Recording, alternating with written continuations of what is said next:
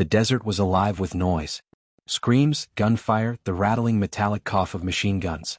Dust hung in the air like a curtain, catching the sun and turning the battlefield into a furnace of chaos. Sergeant Elena Ramirez pressed her cheek into the dirt, eyes burning from the grit. She could taste blood, hers or someone else's, she wasn't sure. What she did know was that Corporal Hayes had been breathing beside her 10 seconds ago, and now his body was still. "Damn it, Hayes," she muttered, her throat raw. She shoved his shoulder, half out of desperation, half out of denial. No response. The back of his helmet was slick, crimson soaking the sand beneath. A round cracked inches above her head, shattering the stone lip of the shallow trench. Ramirez ducked lower, her pulse hammering so loud she thought the enemy could hear it. She checked her rifle, jammed. Perfect. Her M4 had taken a mouthful of sand when they dove for cover. The only sound closer than the gunfire was her own ragged breathing. Across the ravine, a machine gun nest dug into the hillside spat fire down at them. The squad was pinned, caught in the open. And Hayes, the radio man, was gone. Which meant nobody could call for backup. "Sergeant. Orders." Private Keenan's voice cracked from a few feet down the line. The kid's helmet looked too big for his head, his eyes too wide, like he hadn't quite caught up to the fact that war wasn't a video game. Ramirez swallowed. Her mind felt like it was being tugged in 10 directions at once. She could wait, let the firefight grind them down, maybe pray the enemy ran out of ammo. Or she could risk everything on a stupid, impossible plan. Cross the ravine under fire, flank the machine gun nest and take it out herself. The safe choice? Wait. Oh. But Hayes' silence told her how waiting ended. She spat into the dirt and made her choice. "Keenan. Cover fire. 3 bursts high. Don't stop until I say." Keenan's Adam's apple bobbed. "You're not, Sergeant, you can't." "I can and I am," Ramirez snapped, her voice steel. "On my mark." Her hand brushed the inside of her sleeve, where the edge of her tattoo peeked from under her uniform. A jagged black eagle, wings spread wide, talons clutching a broken chain. The ink had earned her more than enough ridicule back at base. Who gets something like that? Looks like prison art. She'd taken it anyway after burying her brother, because some chains never really broke and some eagles still learned to fly. She whispered under her breath, not quite a prayer, not quite a curse. Then she shouted, "Now!" Keenan's rifle lit up, his rounds chewing into the hillside. The machine gunner flinched, ducking for half a breath. It was enough. Ramirez surged out of cover, sprinting across the ravine as the world erupted. Bullets chased her, spitting dirt at her heels. A round skimmed her shoulder, burning white-hot. She didn't stop. Couldn't stop. The nest loomed closer, fortified sandbags, shadows shifting behind the muzzle flashes. She dove the last few feet, rolling hard, her jammed rifle clattering away useless. Her knife was in her hand before she thought. The first enemy soldier didn't even see her until she was inside the nest. One brutal strike, a gurgling choke, and he dropped. The second turned, eyes wide, too late. She slammed him against the sandbags, her blade finding a gap under his arm. The machine gun sputtered, went silent. For the first time in what felt like hours, there was quiet. Ramirez stood there, chest heaving, the smell of blood and oil filling her lungs. Her sleeve slipped, exposing the tattoo in full. The broken chain eagle, black as midnight, spread across her arm like it had been waiting for this moment. Behind her, the rest of the squad scrambled up, disbelief and relief mixing on their dirt-smeared faces. Keenan stared like he couldn't decide whether to laugh or throw up. "Holy hell, Sergeant," he whispered. But before she could answer, movement on the ridge caught her eye. She raised her blood-slicked knife instinctively, then froze. A group of high-ranking officers stood there, having arrived unseen during the chaos. At their center was a Navy admiral, his uniform immaculate despite the battlefield dust. He studied Ramirez with a gaze that cut sharper than any blade. Then, in front of her squad, in front of God and the desert, he raised his hand in a crisp salute. The silence was deafening. Keenan's jaw dropped. The squad stared at Ramirez as though seeing her for the first time. The tattoo she'd been mocked for, the choices that had branded her reckless, the scars she carried. Suddenly they all felt like something else entirely. Something earned. Something saluted. Aftermath in the dust. They pulled what was left of the squad into the ruined farmhouse that night, using the crumbling walls for shelter. Ramirez sat against the corner, her uniform sticky with blood, both hers and not hers. The adrenaline had worn off, leaving exhaustion like lead in her bones. She closed her eyes, hearing Hayes' laugh in her memory. It clashed with the silence of his absence. Keenan sat across from her, helmet off, hair plastered to his forehead. He kept glancing at her tattoo like it had grown larger since the firefight. "Sergeant," he said finally, "what's with the eagle?" Ramirez cracked one eye open. "You really want the story? After today?" "Yeah, I think I do." She leaned her head back against the wall, exhaling slowly. "My brother had the same one. Got it the night before his last deployment. Said it was about breaking free. About not letting the army own his soul, even if they owned his body. He didn't make it back. I got mine the day I buried him." Keenan swallowed, guilt flickering across his face. "I'm sorry, Sergeant. I didn't mean." "Relax," she cut him off gently. "Better you ask than keep wondering." The kid nodded, quiet again. Ramirez closed her eyes, but the Admiral's salute replayed behind her lids. A strange mix of pride and unease settled in her gut. She didn't know why he'd done it or what it meant. But something told her this wasn't the end of it. It was the beginning. Orders that don't make sense. 2 days later they were ordered to move out at dawn. The mission briefing was thin, too thin. Patrol along the northern ridgeline. Secure any enemy positions. That was it. No intel, no satellite feeds, no explanation. Ramirez frowned as she studied the map. The ridgeline was notorious for ambushes. Sending a squad short on men and supplies smelled wrong. She voiced it to her commanding officer, a tired-looking captain who barely glanced up from his coffee. "Orders stand, Sergeant." "Sir, with respect." "Orders stand." That was the end of it. That night, Ramirez cleaned her rifle by lantern light. Keenan lingered nearby, fiddling with his gear. "You don't trust this mission," he said quietly. Ramirez didn't look up. "Doesn't matter what I trust. Orders are orders." "But you don't." She set the rifle down, meeting his gaze. The kid was sharper than he looked. "No, I don't. Which means we'll be twice as careful. You stick to me like glue out there, understand?" "Yes, Sergeant." His tone was steady, but his eyes betrayed fear. She couldn't blame him. She felt it too. Ambush in the ridgeline. The next morning the sun rose red over the rocks. The squad moved in a staggered line, boots crunching on gravel. The ridgeline stretched ahead like the spine of some giant beast. Halfway through the pass, Ramirez's instinct screamed. Too quiet. Too still. She raised a fist, halting the squad.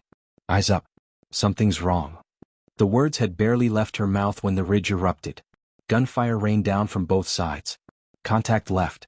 Contact right. The squad dove for cover as bullets chewed the rocks. Keenan hit the dirt beside her, swearing under his breath. "Sergeant, they knew we were coming." "Yeah," she growled, firing back. "Somebody wanted us here." The firefight was brutal, closer and deadlier than before. Ramirez felt the weight of every decision, every shout, every order. She had seconds to choose: advance and risk being cut down, or hold position and risk being surrounded. Neither choice was good.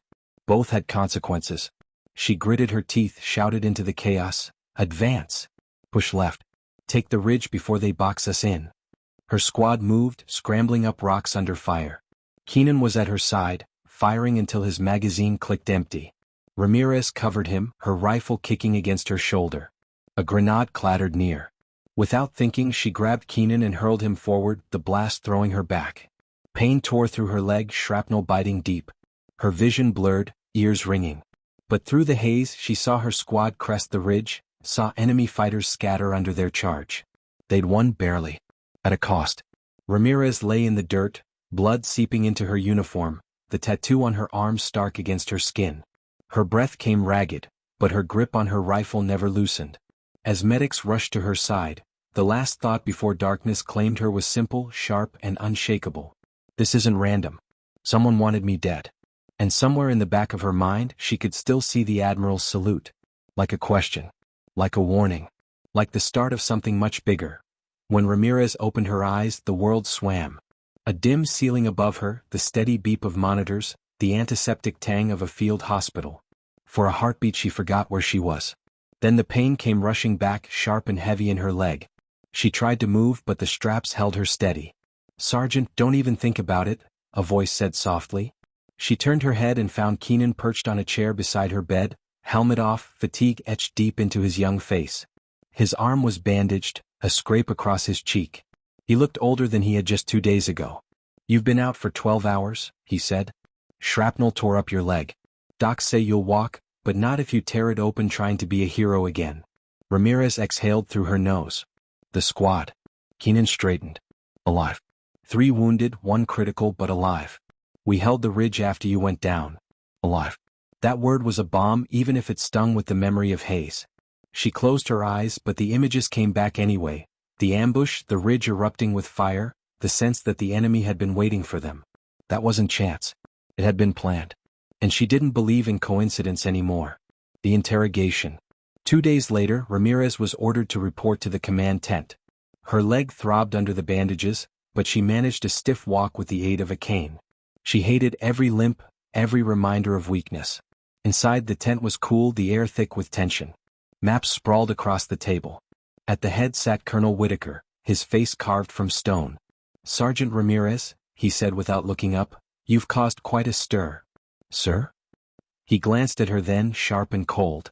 "Your decision to flank that nest, your actions in the ambush, the way you've survived." Words reached higher ears. Ears that don't usually bother with sergeants. Ramirez kept her expression neutral. "With respect, sir, surviving shouldn't be controversial." "You're right. But here it is. Somebody at the Pentagon flagged your unit's patrol routes. Somebody else signed off on orders that make no tactical sense. And now," Whitaker leaned forward, "you're the one who keeps walking out alive." The silence stretched. Ramirez's fingers twitched toward her sleeve, where the inked eagle hid. "You think I'm a target?" she said finally. Whitaker didn't flinch. "I think you're part of something bigger. And I think you'd better start watching your back, Sergeant." Closely. Keenan's suspicion. Back at the barracks, Keenan cornered her. "What happened in there?" Ramirez sank onto her cot, massaging her aching leg. "The colonel doesn't trust our orders." "Neither do I." Keenan swallowed. "So someone's trying to, what?" "Get rid of us." "Or get rid of me," she said flatly. Keenan sat hard on the footlocker. "Sergeant, that makes no sense. You're just—" He stopped, realizing how wrong the word sounded. "Just a soldier." Ramirez gave him a grim smile. "Yeah, just a soldier. Except an admiral saluted me like I was more than that. And now missions are lining up too neat, too deadly. Coincidence doesn't stack like that." Keenan ran a hand through his hair. "So what do? "We stay alive," she said. "And we pay attention." The next mission. Orders came down within 48 hours. Escort a supply convoy through the canyon pass. Routine, the briefing officer said. Minimal risk. Ramirez felt her gut tighten. She studied the map in silence. The canyon was a choke point, perfect for ambush. Too perfect. When she raised the concern, the officer brushed it off. "Intel shows no enemy activity in that sector. You'll be fine." Ramirez exchanged a glance with Keenan. Neither of them believed it. At dawn, the convoy rolled out, 3 armored trucks, 2 Humvees and her battered squad acting as escort. Dust plumed in their wake as they entered the canyon, the walls rising high on either side. Ramirez rode shotgun in the lead Humvee, rifle across her lap. Her eyes never stopped scanning the ridges. Every shadow looked like movement. Every rock looked like a muzzle flash waiting to happen. Halfway through, the radio crackled. Static. Then silence. "Keenan," she said tightly, "check the comms." He fiddled with the set, his frown deepening. Dead. Totally dead. Ramirez's pulse spiked. That wasn't equipment failure. That was jamming. "Driver, halt. Everyone, eyes up." The blast hit before she finished. Fire from the rocks. The canyon erupted. The lead truck exploded in a ball of fire, shrapnel raining down. Enemy fire poured from the ridges above, dozens of muzzle flashes lighting the cliffs. "Ambush." Ramirez bellowed, diving for cover as rounds chewed through the Humvee's armor. The squad scattered, returning fire, but they were boxed in. High ground above, no cover in the canyon floor. It was a slaughterhouse. Keenan huddled beside her, his face pale but steady. "Orders, Sergeant." Her mind raced. Stay put and they'd be wiped out. Retreat meant abandoning the convoy and their wounded. Forward, maybe, just maybe, they could punch through. She made the call. Forward. Push the right ridge, smoke and suppressing fire. Move. Her soldiers obeyed, smoke grenades billowing, rifles spitting fire at the rocks.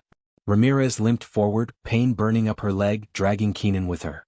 They reached the ridge base under a hail of bullets. Ramirez led the climb, hauling herself up with sheer stubbornness. An enemy fighter leaned over the edge, rifle aimed. Ramirez shot first. He toppled, his weapon clattering down the rocks. She pulled herself over the lip, rolling into the dirt. More enemies rushed her, shouting in a language she barely registered. She fired, fought, slashed with her knife when they got too close. Keenan scrambled up beside her, wide-eyed but firing true. Together they carved space on the ridge. Below, the convoy surged forward through smoke and fire, engines screaming. It was chaos. Brutal, bloody chaos. And Ramirez lived every second of it. After the fire. Hours later, silence returned. The canyon was littered with smoking wrecks, wounded groans, and the acrid stench of cordite. Ramirez sat on a boulder, bandage around her leg seeping red. Her squad gathered nearby, fewer now, faces drawn with exhaustion. Keenan dropped beside her, helmet askew, eyes hollow. That wasn't routine, he said. That was a setup. Ramirez nodded grimly. Someone knew exactly where we'd be. And they knew when. Keenan rubbed his face. So what now? She looked out over the canyon, the ruined trucks, the bodies both theirs and theirs. The tattoo on her arm throbbed beneath the bandage. Now, she said quietly, we find out who's writing our orders. And why they want me gone. The Admiral returns. That night, as medics worked and engineers salvaged what they could, Ramirez was summoned again. This time it wasn't the colonel. It was him. The Navy Admiral stood in the shadows of the command tent, his cap tucked under one arm. His eyes were steady, unreadable, but his presence filled the space like thunderclouds. Sergeant Ramirez, he said. His voice was calm, almost gentle. You've survived again. She stiffened. With respect, sir, survival doesn't feel like much of an achievement when it costs this much. His gaze flicked to her tattoo, visible beneath the rolled sleeve. A faint smile tugged at the corner of his mouth. That eagle, he said. Your brother's? Her chest tightened. How the hell do you know that? Because, the Admiral said, stepping closer, lowering his voice, your brother wasn't just a soldier. He was part of something you don't yet understand. And now, Sergeant, so are you. Ramirez stared at him, pulse roaring in her ears. What are you talking about? The Admiral's eyes gleamed, dark and sharp. There are wars within wars, Ramirez. Battles the history books will never record. And whether you like it or not, your family's already tied to them. That's why you're still alive. Before she could reply, he turned toward the exit. Rest while you can, Sergeant. The next move won't wait for you. And with that, he was gone, leaving her in the silence, her questions echoing louder than any gunfire. The weight of truth. Ramirez sat in the dark long after he left, the words spinning in her skull. Wars within wars. Her brother tied to them. Keenan found her there, his face wary. What did he say? Ramirez met his eyes, the weight of it pressing her down. He said my brother was part of something bigger. And now I am too. Keenan frowned. You believe him? I don't know, she admitted. But I do know this, somebody's pulling strings. And if we don't figure out who, we're not going to survive the next mission. Silence fell between them, heavy as the desert night. Ramirez touched the tattoo on her arm, tracing the broken chain. Once it had been just a reminder of her brother. Now it was something else. A link to a secret she hadn't chosen but couldn't escape. And in the pit of her gut, she knew the Admiral was right about one thing. The next move was coming. And it wouldn't wait. The desert wind never stopped whispering. It carried dust into every crease of uniform, every wound, every breath. Ramirez had learned to live with it, but tonight it felt different, like the wind itself was carrying secrets she wasn't meant to hear. Sleep wouldn't come. She lay on her cot in the dim glow of the barracks lanterns, staring at the roof canvas.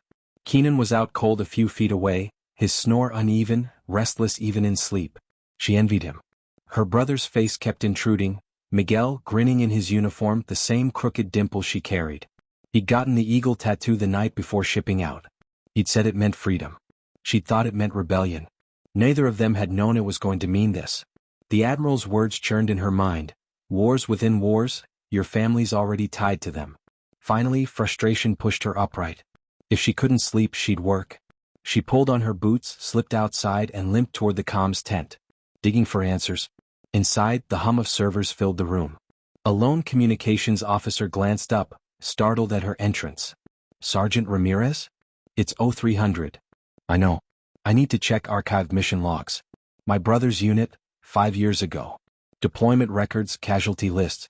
Anything you've got. The officer frowned. That's not exactly standard access for your clearance. Ramirez stepped closer, her voice low. I'm not asking to peek at nuclear codes. I'm asking about one soldier. Miguel Ramirez, 2nd Battalion, 75th Ranger Regiment. If you've got nothing to hide, it shouldn't be a problem. The officer hesitated, then sighed. 15 minutes.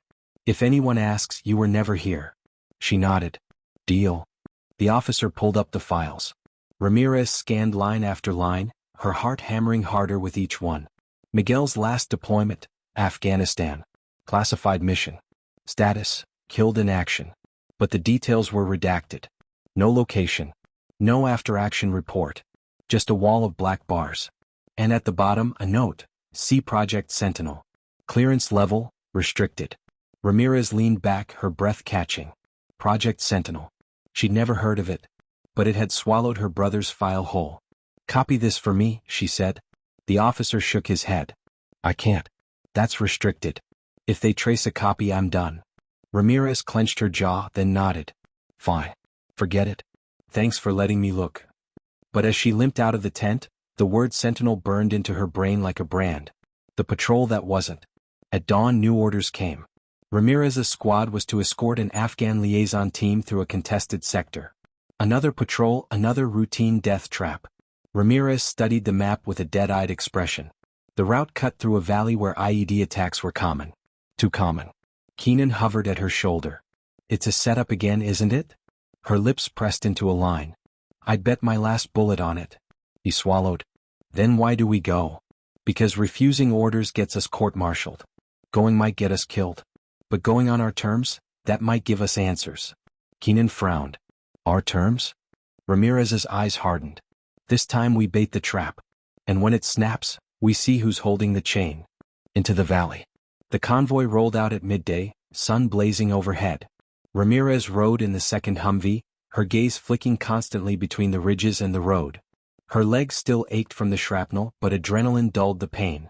The liaison team rode in the back, 3 Afghan officials in plain clothes, guarded by 2 interpreters. They looked nervous, whispering in Dari too fast for Ramirez to follow. The squad was tense. Even the veterans knew something was off. Halfway through the valley, the first explosion hit. The lead Humvee lifted off the ground in a fireball, flipping onto its roof. Dirt and shrapnel sprayed across the convoy. Contact front. Enemy fire erupted from the ridges. Ramirez's soldiers dove out, returning fire. The Afghans screamed, huddling low. But Ramirez wasn't looking at the ridges.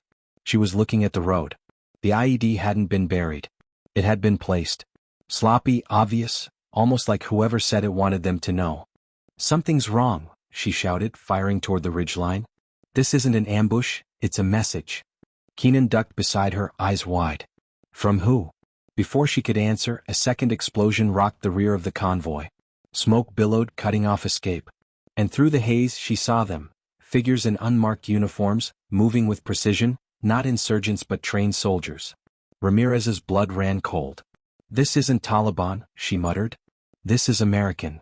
Betrayal in the dust. The firefight was vicious, close quarters.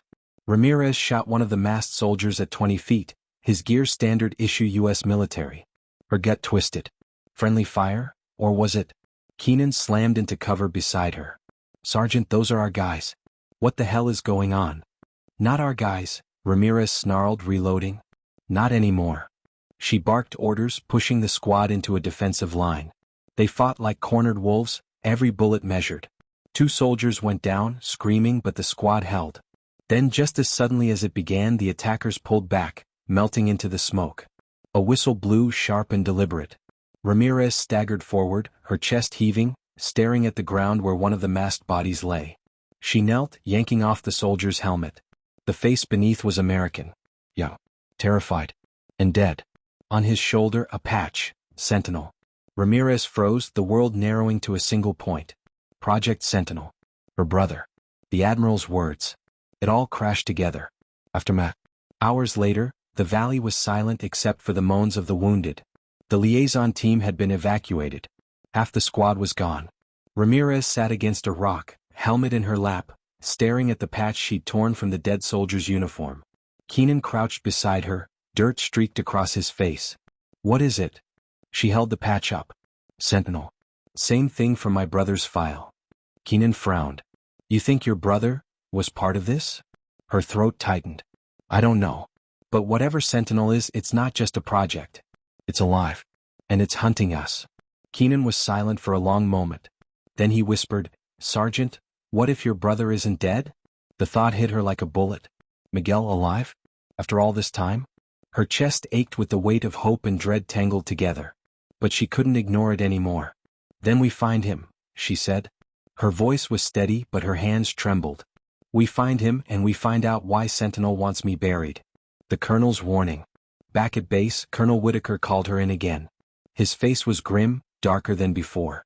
"I heard what happened," he said. "And I heard about the patch." Ramirez stiffened. "So you know what Sentinel is?" Whitaker hesitated, then shook his head. "Not all of it. Just whispers. Black ops, off-book missions, soldiers pulled from the system. Ghosts in uniform. If you've seen them, you weren't supposed to."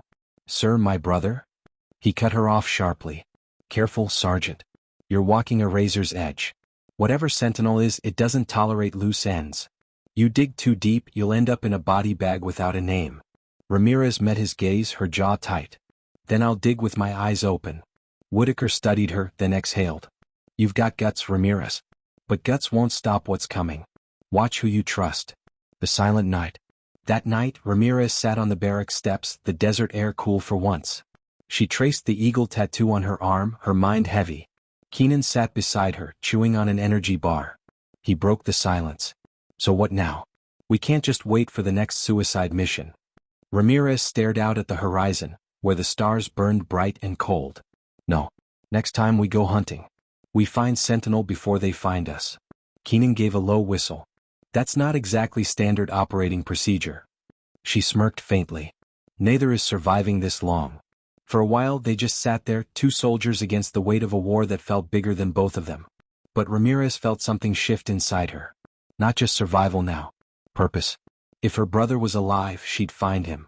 If Sentinel wanted her dead, she'd give them hell first. The chain was broken. The eagle was flying. And she was ready.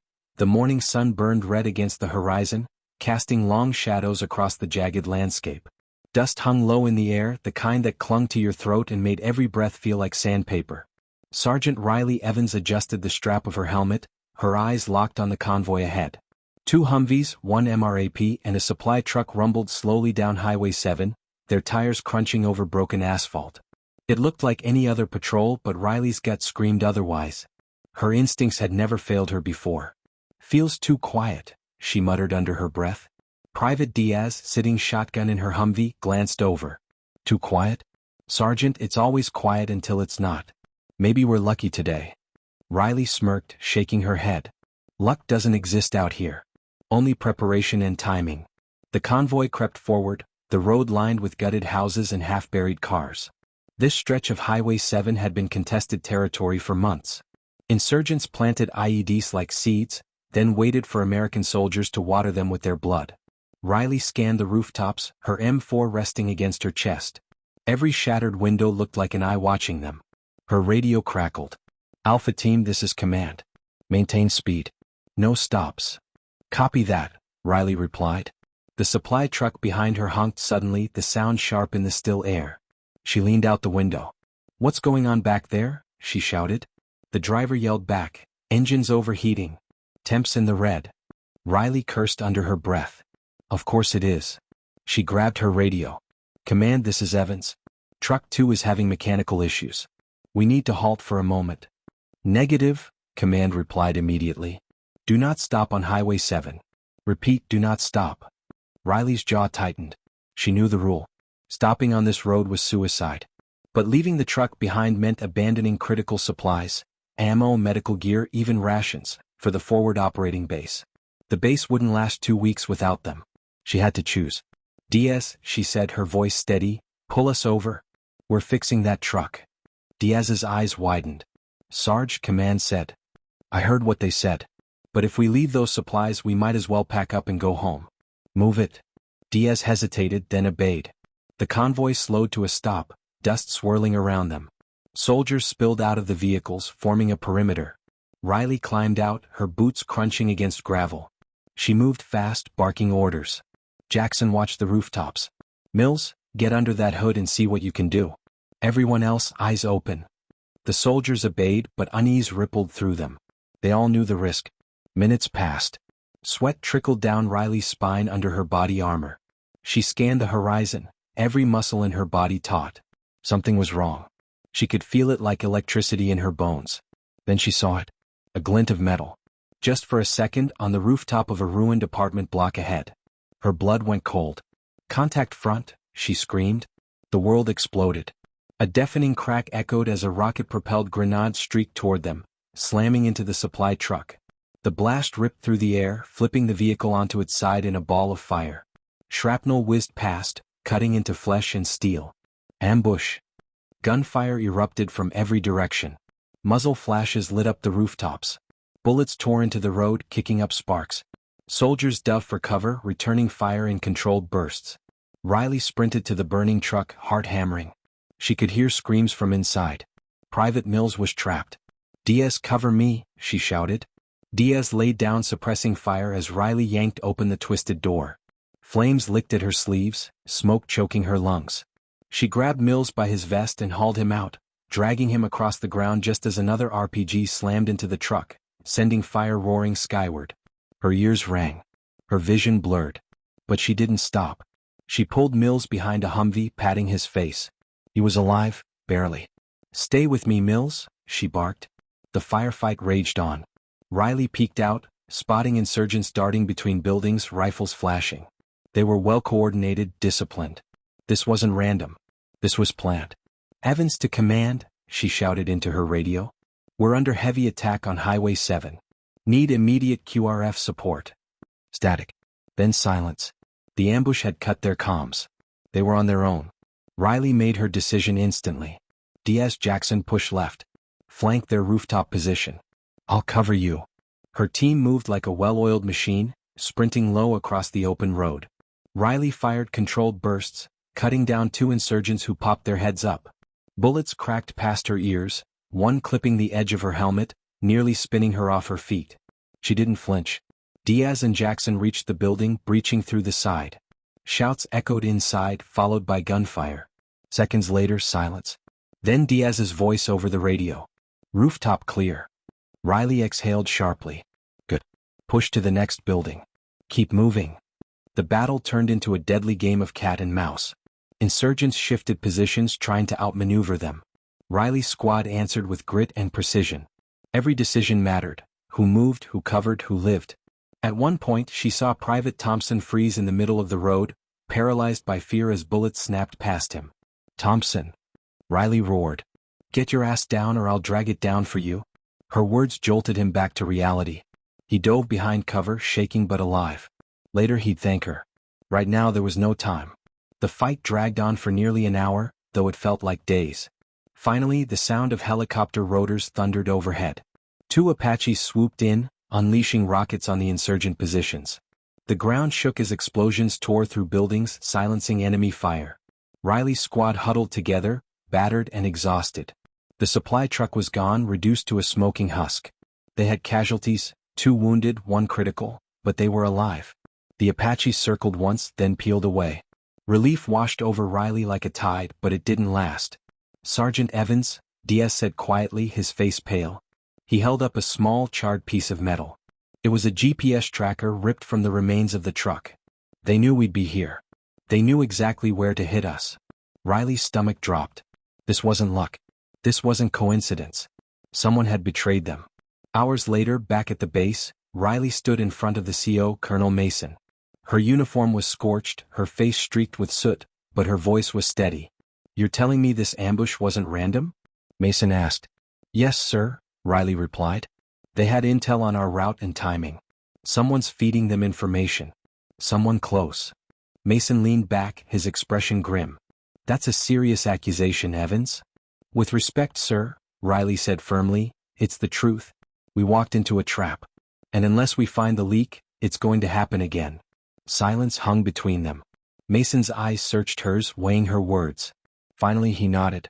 "All right, Sergeant. You've earned my trust more than once. Find me proof." Quietly. "If you're right, we'll root out the traitor. If you're wrong..." "I'm not wrong, sir." Riley turned on her heel and left, her mind already racing. She had survived the ambush. Saved her team. Made choices that cost lives but saved others. But this was only the beginning. Somewhere in their ranks, someone was pulling strings. Someone was watching her every move, and she was going to find out who. Even if it killed her. The base was buzzing with tension, though no one said it aloud. Soldiers moved briskly between tents and barracks, their faces grim, their conversations clipped. Word of the Highway 7 ambush had spread like wildfire. Everyone knew it wasn't just bad luck. But no one wanted to say the word traitor. Riley Evans walked through camp with her jaw set, the desert dust still clinging to her uniform. She passed men who saluted her out of respect, women who nodded with quiet admiration. She had saved lives on that road and they knew it. But all Riley could think about was the burnt-out supply truck and the tracker Diaz had found. That tracker haunted her. Inside her barracks, she stripped off her vest and dropped heavily onto the bunk. Her muscles screamed from the battle, but her mind refused to rest. She replayed every detail, every movement. How did the enemy know their exact route and timing? The convoy route had been classified. That meant someone inside had given it away. And if that someone was still here, they'd do it again. The next morning, Colonel Mason called a briefing. Officers and squad leaders gathered around a folding table littered with maps. The air was thick with cigarette smoke and frustration. "The ambush on Highway 7 confirms what many of us feared," Mason began. His voice was low, heavy. "There's a leak. Intel is being fed to the insurgents. We don't know who, we don't know how. But until we find out, every patrol is at risk." Murmurs rippled through the room. Mason raised a hand. "From this point forward, operational details are need to know. Routes, supply times, troop movements, kept under the tightest lid. No chatter outside your units. Anyone caught breaking protocol answers to me." Riley watched the faces around the table. Most looked angry, some afraid. But one or two looked nervous, eyes flicking down, hands twitching. She filed it away in her mind. After the meeting, Mason pulled her aside. "Evans, you want proof? Here's your chance. I'm putting you on internal security detail. Quiet investigation. Nobody knows except me. If there's a snake in this pit, I want you to find it." "Yes, sir." "Be careful," Mason added. "If the traitor realizes you're hunting them, you'll be the first target." Riley nodded, her pulse steady. She had faced bullets, fire, and death. But this was different.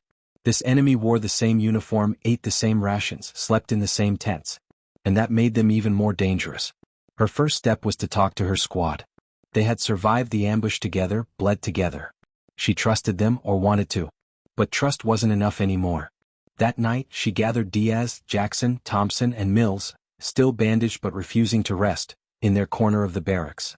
"All right, listen up," Riley began, lowering her voice. "What I'm about to say doesn't leave this room. You all know the ambush wasn't random. Somebody fed them our route." The men exchanged uneasy looks. Thompson muttered, "Jesus?" "I need eyes open," Riley continued. "If you see anything, anyone acting strange, asking questions they shouldn't, making calls they shouldn't, you tell me." No hesitation. "Understood." "Yes, Sergeant," they replied in unison. She studied their faces. Diaz looked furious, his fists clenched. Jackson's jaw worked silently, like he was grinding down anger. Mills, pale from blood loss, simply nodded. Thompson avoided her gaze. She made a mental note. The days that followed were tense. Riley moved through camp like a shadow, watching, listening. She noticed small things. A corporal lingering by the comms tent after hours. A sergeant scribbling in a notebook whenever briefing details were mentioned. A private sneaking into the motor pool at night. Any of them could mean nothing. Or everything. Then came the order that would change everything. Another convoy. This time, medical supplies to a village hospital they were trying to keep alive. When Mason announced it, the tension in the room crackled. Everyone remembered Highway 7. Everyone knew another ambush was possible. But Mason's voice was iron. "We can't stop running supplies. That's what they want, to choke us out. Convoy leaves at 0600. Sergeant Evans, your point again." Riley saluted, but inside her stomach twisted. This was it, the perfect trap for the traitor. That night, she sat with Diaz, going over maps by lantern light. "If they hit us again, we'll know for sure it's an inside job." Diaz leaned back, rubbing his temples. "So we're bait." Riley's lips pressed into a thin line. "We're bait." The convoy rolled out at dawn, engines growling through the pale morning mist. Riley rode point again, her eyes scanning the horizon, every nerve on edge. They followed a different route this time, one no one outside the command circle should have known. For the first hour it was uneventful. The road stretched quiet and barren, only the wind whistling over the dunes. Riley almost dared to hope. Then she saw it. A boy, maybe 10 years old, standing in the middle of the road ahead. Thin, barefoot, holding something in his hands. Riley's chest tightened. "Stop the convoy," she ordered. The vehicle screeched to a halt. Dust billowed. Riley jumped out, rifle raised, but her eyes locked on the boy. He wasn't moving. His eyes were wide, glassy. And the thing in his hands? Her blood went ice cold. It was a detonator. "Sniper, take the shot," she screamed. But it was too late. The boy pressed the button. The road beneath the lead Humvee erupted, flipping the vehicle in a fireball. Shrapnel shredded the air. Soldiers screamed. The convoy was thrown into chaos. Gunfire ripped from the hills on both sides. Insurgents poured from hidden positions, laying down a storm of bullets. Another ambush.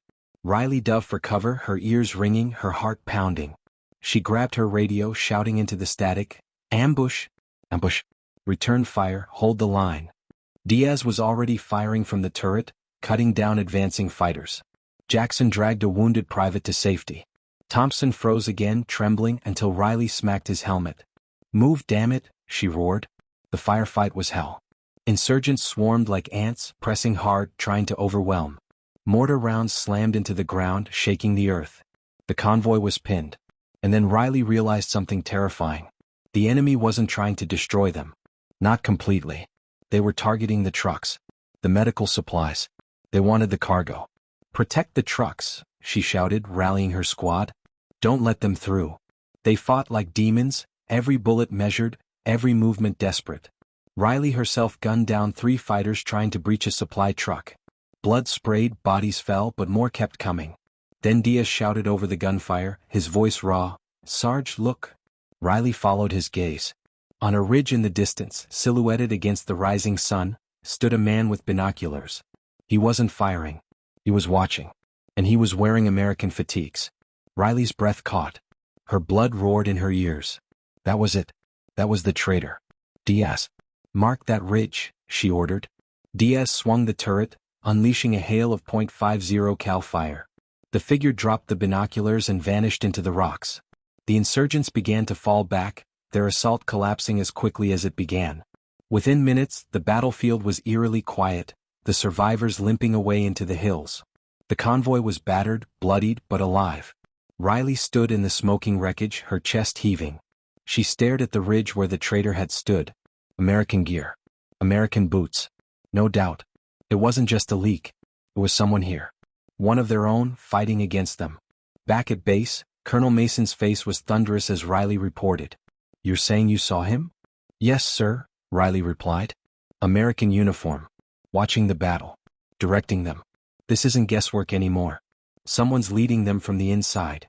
Mason's fists clenched. "God help the bastard when I find him." But Riley shook her head. "With respect, sir, you won't find him by barking orders. He knows how we think. He's always one step ahead. If we go loud, he'll vanish." Mason's eyes narrowed. "Then what do you suggest?" Riley met his gaze without flinching. "We set a trap. One only the traitor will walk into." Silence. Then, slowly, Mason nodded. "Do it." That night, Riley sat on her bunk, staring at the ceiling. Her squad slept fitfully around her. The base was quiet, but she felt the eyes. Always watching. She thought of the boy on the road, his small hands gripping that detonator. A child used as bait.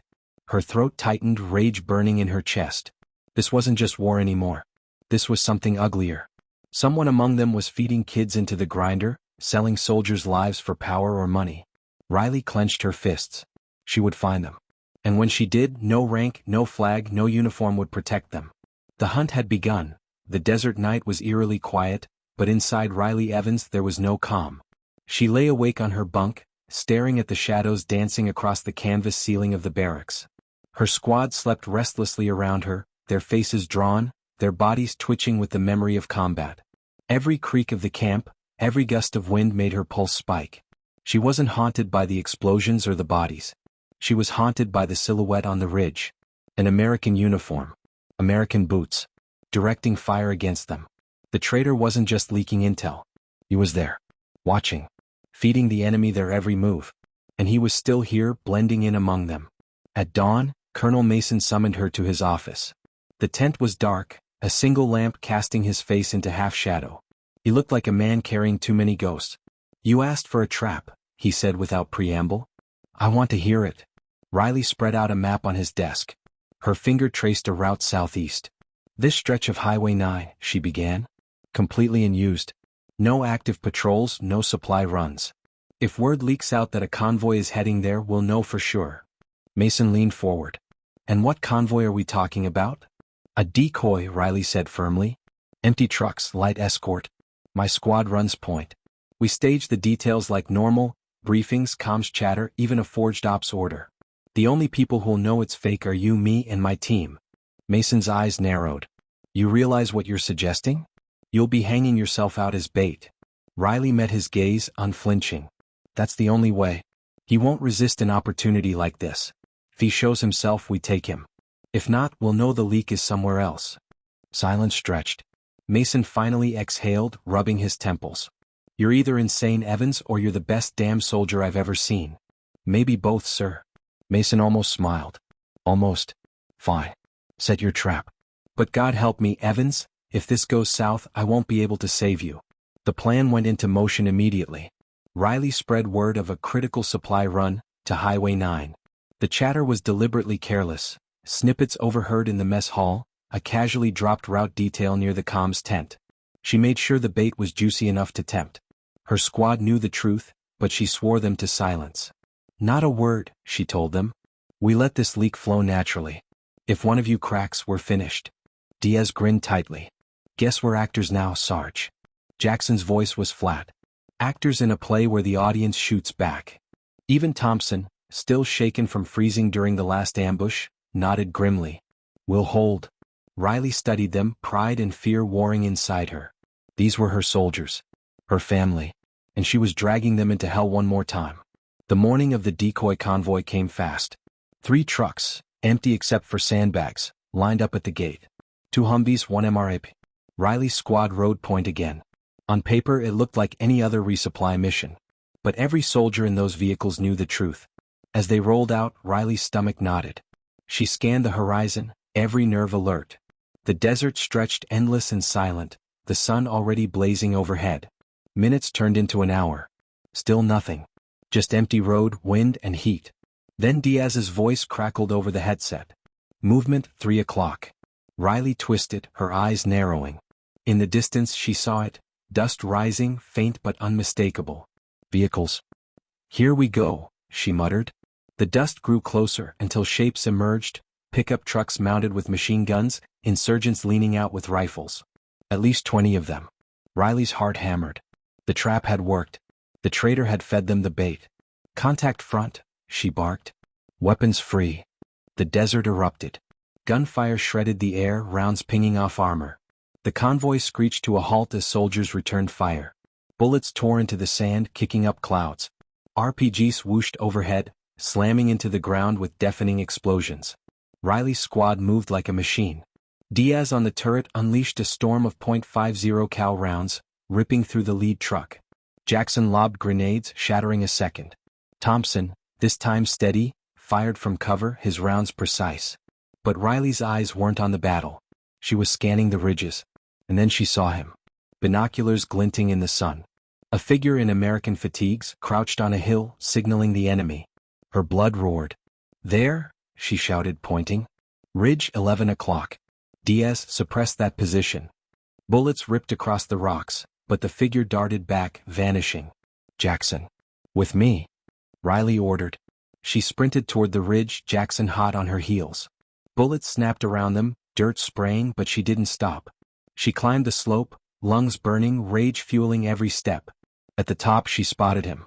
A soldier. Beard trimmed, uniform dusty but American. His back was turned as he scrambled to pack up gear. A radio, binoculars, a notepad. "Drop it." Riley roared, rifle trained. The man froze, then turned slowly. Riley's stomach twisted. She knew him. Sergeant Cole. From logistics. A face she'd passed 100 times in the mess hall, the motor pool, even at briefings. Always quiet, always polite. Now his eyes were cold, his expression calm. "Evans," he said softly. "I was wondering how long it would take you." "On your knees," she barked. "Hands where I can see them." Cole smirked. "You really think you're the hero here? You You think these convoys mean anything? You're bleeding this country dry for nothing. At least I'm getting paid for it. Rage surged through her. You sold out your brothers and sisters for money? Money, he said flatly. And survival. The people out here, they're not going anywhere. You think we can win this war? No. But I can make sure I'm on the winning side when it's over. Jackson growled. You son of a... Shut up, Jackson. Riley snapped. Her rifle never wavered. Cole, last chance. On your knees. Now. Cole's eyes flicked past her, subtle. Riley's instinct screamed. Grenade, she yelled. She dove as Cole hurled a flashbang. The world exploded white, sound vanishing into a ringing void. Riley's vision blurred, her ears screamed. When she staggered up, Cole was gone. Son of a... Jackson fired wildly into the rocks, but Riley grabbed his arm. No. He's on the move. They scrambled down the ridge, chasing him through jagged terrain. Cole was fast, weaving between rocks, firing bursts over his shoulder. Bullets cracked around them, one grazing Jackson's arm. Keep going. Riley shouted, blood pounding in her ears. The chase was chaos, sliding down slopes, climbing over boulders, shots echoing. Riley caught glimpses of him, always just out of reach like a ghost. Then he vanished into a ravine. Riley slid down after him, rifle raised. The ravine was narrow, shadows deep. She moved slowly, heart thundering, every sense straining. A click behind her. She froze. Cole's voice, low and mocking, "Drop it, Sergeant. Game's over." She turned her head slightly. He stood behind her, rifle aimed at her back. His smile was cold, confident. "You're good, Evans," he said. "Better than I expected. But you can't stop what's coming. This war is already lost. You just don't know it yet." Her mind raced. She couldn't outdraw him. Not like this. But maybe she didn't have to. "Funny," she said evenly, stalling. "For a man who says the war is lost, you sure seem scared of me." Cole's eyes narrowed. That was when Jackson appeared behind him, silent as a shadow. "Drop yours," Jackson growled. Cole froze, realizing too late. Riley spun, slamming her rifle into his chest and knocking him off balance.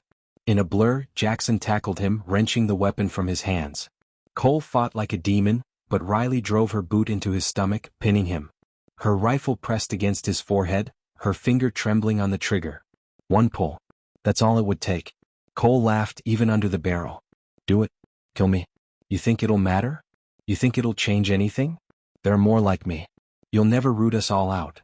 Riley's breath came hard, her vision swimming. She wanted to kill him. She needed to. For the boy with the detonator. For the soldiers burned alive in that convoy. But she remembered Mason's voice. "Proof, Evans. We need proof." Her finger eased off the trigger. "Cuff him," she ordered, voice like steel. Jackson bound Cole's wrists, yanking him to his feet. The traitor spat at Riley's boots, sneering. "You're a fool," he said. Riley's eyes were ice. "No. I'm a soldier. Something you'll never understand." By the time they dragged Cole back to base, the sun was setting. The convoy had limped home, battered but alive. Colonel Mason met them at the gate, his eyes widening as he saw the prisoner.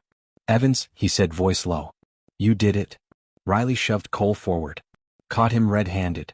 Radio intel notes signaling the enemy himself. Mason's jaw tightened. He turned to the MPs. "Take this traitor into custody. Maximum security. Nobody talks to him until I say so." As they dragged Cole away, Riley finally let herself exhale. Her body shook with exhaustion, her mind buzzing with adrenaline.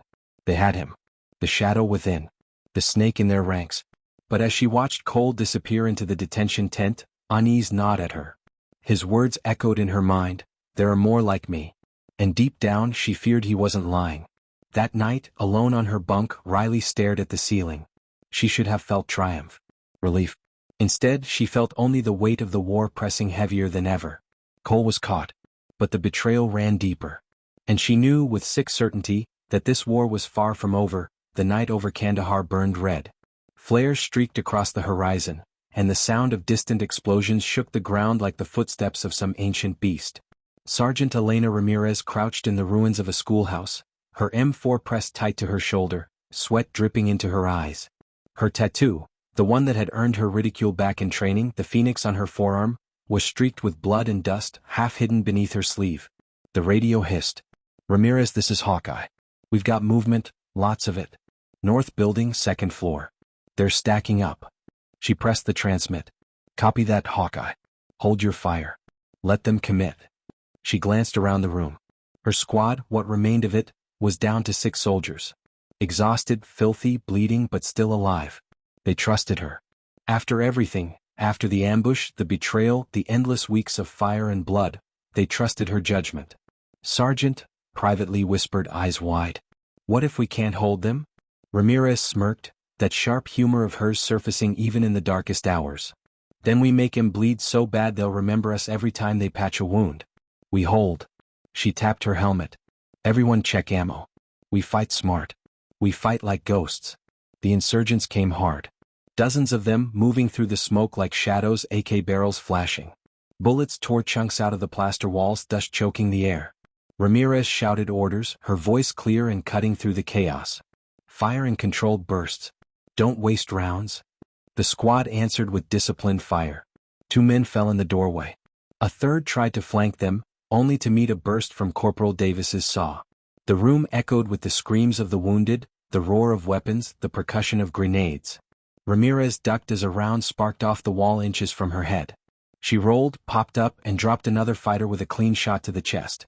Her heart hammered, but her hands were steady. Then she saw it, a figure in the smoke, commanding the enemy, pointing, shouting. The leader. Target their commander, she barked, but the man ducked back, vanishing into the chaos. The squad was holding, but barely. Their ammo was running low. Ramirez knew it couldn't last.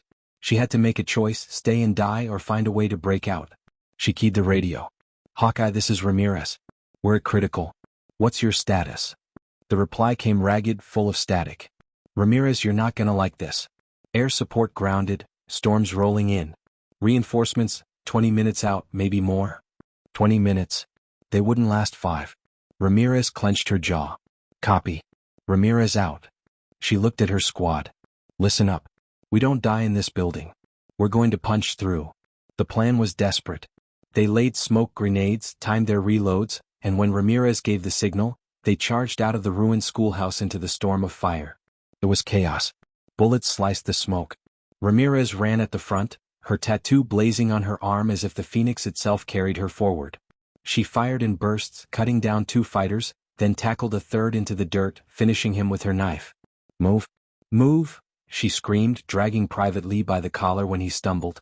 The squad broke through, spilling into the alleyways of the shattered town. Insurgents pursued, shouting, firing wildly. The soldiers ducked into cover, shooting back, fighting through every street like rats in a maze. Ramirez's breath burned in her chest, but she didn't slow. Every decision had weight now, left or right at the crossroads, when to fight, when to run. A single mistake would mean death. And then, gunfire erupted from above. Suppressing fire, heavy and precise. A helicopter? No, too close. Ramirez looked up and saw them. Navy SEALs, black shapes on the rooftops, rifles spitting fire. Cover. Cover. Ramirez seized the moment. She led her squad across the open street under the SEALs covering fire, dragging the wounded, shoving the exhausted forward. And then, finally, they burst into the relative safety of a half-collapsed compound. Breathing hard, Ramirez raised her head. A tall figure dropped from the rooftop, a SEAL officer, helmet off, dirt-streaked face lit by the fire around them. The Navy Admiral. It didn't make sense at first. Admirals didn't fight on the ground. They commanded fleets, stayed far away from the dust and blood. But here he was, M9 pistol still smoking, blue eyes sharp and steady. Sergeant Ramirez? He asked, his voice carrying calm authority even in the chaos. She blinked. Sir, yes. That's me. He studied her, gaze falling on the tattoo on her arm, bloodied but visible. The Phoenix. Slowly, deliberately he raised his hand. And he saluted her. For a moment the world seemed to stop. Her squad froze, stunned. Ramirez herself felt her breath catch in her throat. She remembered all the times she'd been mocked for that tattoo, told it was unprofessional, that she'd never be taken seriously. And now here, in the fire and ruin of war, an admiral was saluting her. The gesture wasn't about rank. It was about respect. Ramirez straightened, saluted back, and in that moment, something in her hardened into unbreakable steel. The fight wasn't over. The insurgents regrouped, pressing in from all sides. The SEALs and Ramirez's squad fell into a tight perimeter, trading fire in every direction. The Admiral barked orders with the calm of a man born for command, and Ramirez echoed him, rallying her battered soldiers. Explosions rocked the compound. Smoke and fire swallowed the night. Men screamed and died. But Ramirez didn't falter.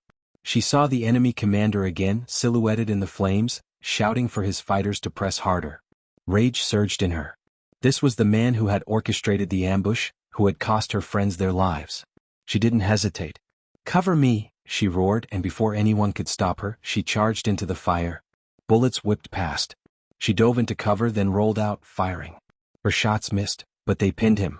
The commander turned, raising his rifle. Too slow. Ramirez tackled him, both of them crashing into the dirt. They grappled, fists and knives flashing in the firelight. He was strong, desperate, but Ramirez was stronger. With a cry torn from her very soul, she drove her blade into his chest. The commander gasped, eyes wide, then went still. Ramirez staggered to her feet, blood and smoke all around her. She raised her rifle high, screaming to her squad and the SEALs alike. "They break without him. Push them back." And they did. With renewed fury, the Americans surged forward, driving the insurgents into retreat. The ground shook as reinforcements finally arrived, armored vehicles rolling in, the sky roaring with thunder as the storm broke. When the shooting finally stopped, dawn was bleeding across the horizon. Ramirez stood among the ruins, her uniform shredded, her body aching with exhaustion. Around her, medics worked, soldiers regrouped, the dead were counted. The Admiral approached her again. His face was unreadable, but his eyes burned with respect. "You led them through hell, Sergeant," he said. "You didn't just survive. You commanded. You made every decision count." Ramirez swallowed hard, suddenly aware of how much blood was on her hands. Hers, her friends, her enemies. "We lost too many." The Admiral nodded. "War always takes. But what you gave, what you proved tonight, can't be taken away." He looked again at her tattoo, then back at her eyes. "Phoenixes rise from ashes, don't they?" She didn't answer. She didn't need to. Hours later, as the sun climbed higher, Ramirez sat alone on a broken wall, staring at the horizon. Her squad rested nearby, alive but changed forever. She knew she was changed too. The war wasn't over. The scars would never fade. The world would keep demanding more from her. But she also knew something else, something fierce and unshakable. She wasn't just fighting anymore. She was leading. And somewhere deep inside, a question lingered, haunting and unresolved. What would rise next from the ashes she had left behind? The end.